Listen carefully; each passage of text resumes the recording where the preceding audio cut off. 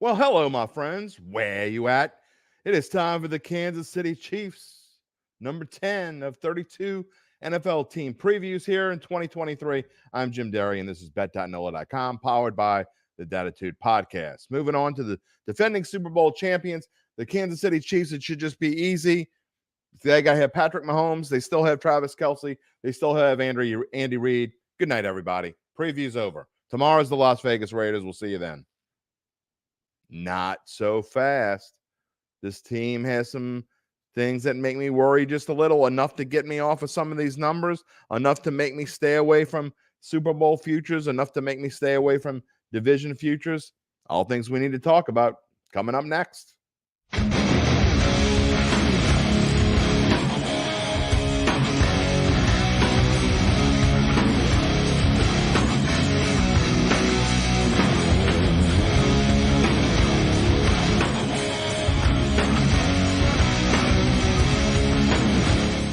When you talk about the Chiefs, you have to talk about 2022 before we can talk about 2023. And of course, Patrick Mahomes was, Patrick Mahomes. Threw for 5,200 yards. He was not only the league MVP, but he was also the Super Bowl MVP, which is really hard to do in case you hadn't figured that out by now. They still have Andy Reid. We talked about this in his 11th season back with this team. It's hard to believe that he was with Philadelphia longer than he's with Kansas City. Is he going to make it another 3 years and equal that out? I'm not so sure. But look, as good as this team was last year, there were times when they were kind of weird, right?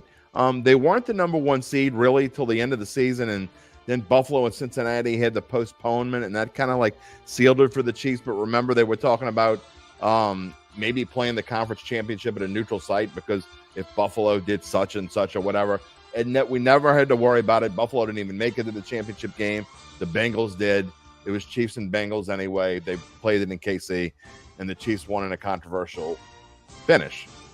So my point of all this is, you think about who they lost to. Besides the fluke loss of the Colts, they lost to the Bills, and they lost to the Bengals, two of the top contenders in the AFC, both last year, both the year before that, and again this year. It never, to me, even in the Super Bowl, because they had to come back in that game, there were so many games last year where they just didn't feel like they didn't necessarily feel like their dominant selves. It worked out for them.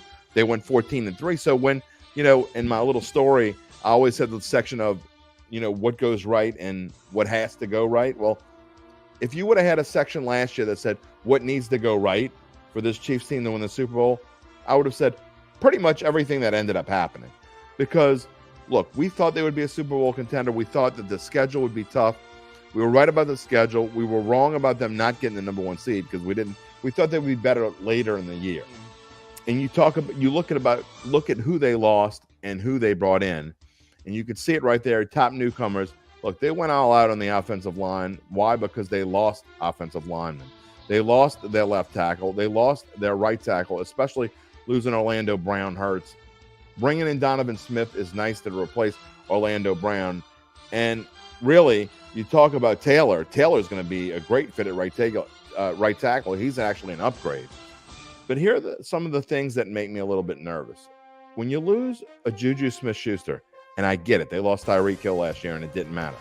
But you lose Juju Smith-Schuster and you lose McCole Hardman, you're losing kind of like a chunks.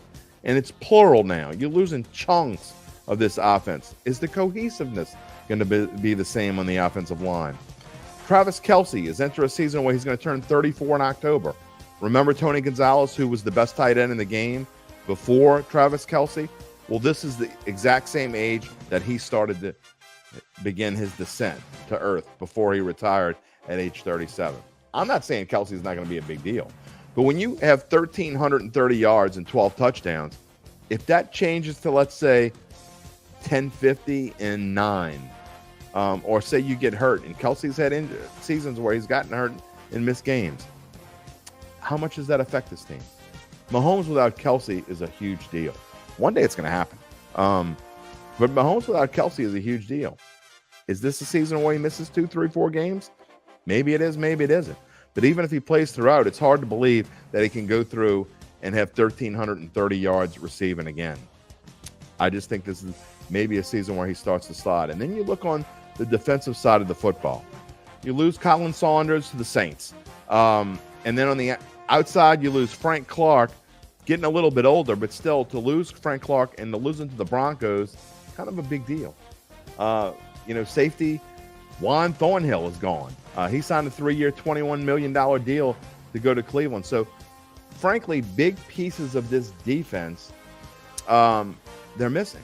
And as we record this right now on August the 9th, you have defensive tackle Chris Jones, who's in a contract dispute. He's entering the last year of a contract extension that he signed a couple years ago. But now he's not happy with that deal. He wants a better extension. He's 29 years old. I don't necessarily blame him. He's going into the prime of his career for a defensive end. Is he going to get it? Most likely he's going to get something. Most likely they're going to come to a deal. But again, as I record this, he's missing camp, and he has missed camp. We're over 2 weeks into the Chiefs' camp, and he hasn't been there. Are we sure that this team 20th in rushing last year, which ended up not being a deal because they were first overall because they were so good in the passing game? I just don't know that. I mean, throwing for 5,000 yards is really, really hard to do. I mean, so if Mahomes let's say he throws for 4,500 yards and is a little bit more human, can the rushing game, can Pacheco take that next step and keep them up towards where they be? Because I'm not sure this defense is going to be able to finish 11th again. In fact, frankly, I don't think they're going to be able to do that. So you're talking about some issues that I don't know. It's not going to be nearly as easy. And winning 14 games again, I think it's probably a pipe dream for this team. Let's be realistic. Let's look at the schedule now and get into that. And again, last year when we talked about their schedule, it was kind of the thing that held us from just going gung-ho early on for the Chiefs. This year, I definitely don't feel the same way as I felt last year. Last year, that first part of the schedule, all the way really through the first half of the schedule, was just front-loaded and just insanely tough. This year, although it says third toughest schedule, and remember, we use a formula based off of the projected wins and losses from Caesars Sportsbook to figure out our toughest schedule. That number says third, but if you look to me, it doesn't start like a third toughest schedule at all. You could say whatever you want about Detroit, but at home to start the season, as they unveil the banners and everything else, Kansas City's going to win that game. I don't know what the spread's going to be. You can ask me that question in a month or so, or I guess less than a month, but whatever. They're not losing that game. Then at Jacksonville, playing Chicago at home. At the Jets is going to be an interesting game. At Minnesota is going to be an interesting game as well. And then Denver at home, Chargers, and at Denver again. There are some things about this schedule that I know it's hard to say because 14-3 is tough, but this schedule is easier than it was last year. I mean, of course, we're all looking forward to the November 20th game after the bye week, after they come back from Germany where they play Philadelphia. Then it's a mix at the end of games that they almost certainly should win with games that are going to be tough. You're talking about at Vegas. I mean, we'll get to Vegas tomorrow, but at Green Bay, what Green Bay team are we going to say? But those are two teams. You talk about playing at Green Bay in December really is never easy. Chiefs had to do it a couple years ago. In fact, Jordan Love was the quarterback of that game, and it was a low-scoring slugfest. Could we see that again? Maybe. Then you talk about playing Buffalo. They've had trouble with Buffalo in the regular season on December the 10th. At New England, playing in Foxborough in the middle of December before they come home for Vegas. And then two tough ones to finish it off. Home against Cincinnati, again, who they've had trouble with in the regular season. And then at the LA Chargers. So, and drum roll, please, it's time for predictions. 11-6. I just don't have the same feeling about this team. And when I say 11-6, I will tell you this. There is nothing. I mean, I have to have a best bet for every team. So with that, I'm going to tell you, I guess my best bet is there is some value. If you feel the way that I feel that Kansas City is going to struggle just a little bit, there's value in that under because you're getting juiced your way to be under 11.5. That being said, I'm not going to play it. It's too hard to play because I'd be surprised if they won 10 or fewer. and I'd be very surprised if they won 14 again. I just don't think it can happen with this schedule, and I don't think it can happen with this team because I do think their defense is going to regress a little bit.